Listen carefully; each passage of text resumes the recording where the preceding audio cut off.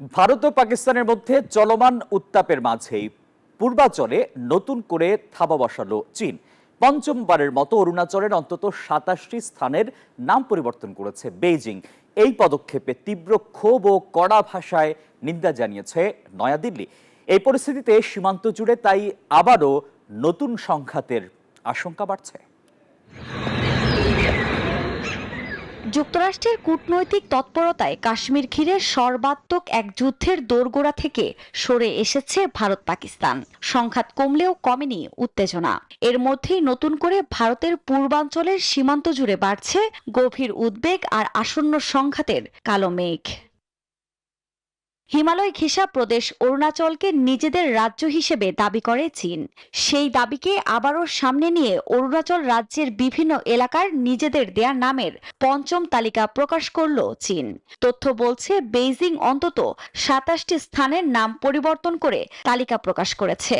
এর মধ্যে 15টি পাহাড়, 4টি গিরিপথ, 2টি নদী, 1টি হ্রদ এবং 5টি জনবসতিপূর্ণ এলাকা। বান্ডেল থাকলে প্রতি সেনমানিতে টাকা বাঁচবে। বিকাশ সেনমানি বান্ডেল কিনে জিতুন প্রতি লেনদেনে।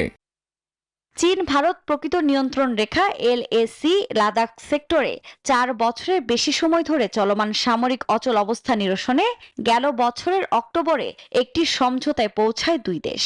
এই সমঝোতার পর চীনের এমন পদক্ষেপের তীব্র ক্ষোভ ও কড়া ভাষায় নিন্দা জানিয়েছে ভারত। বুধবার দেশটির বিদেশ মন্ত্রকের মুখপাত্র রণধীর জয়সওয়াল সামাজিক যোগাযোগ মাধ্যমে এক পোস্টে দাবি করেন, ভারতের অরুণাচল প্রদেশের স্থানগুলির নামকরণের মধ্য দিয়ে চীন নিরর্থক এবং অযৌক্তিক প্রচেষ্টা চালিয়ে যাচ্ছে।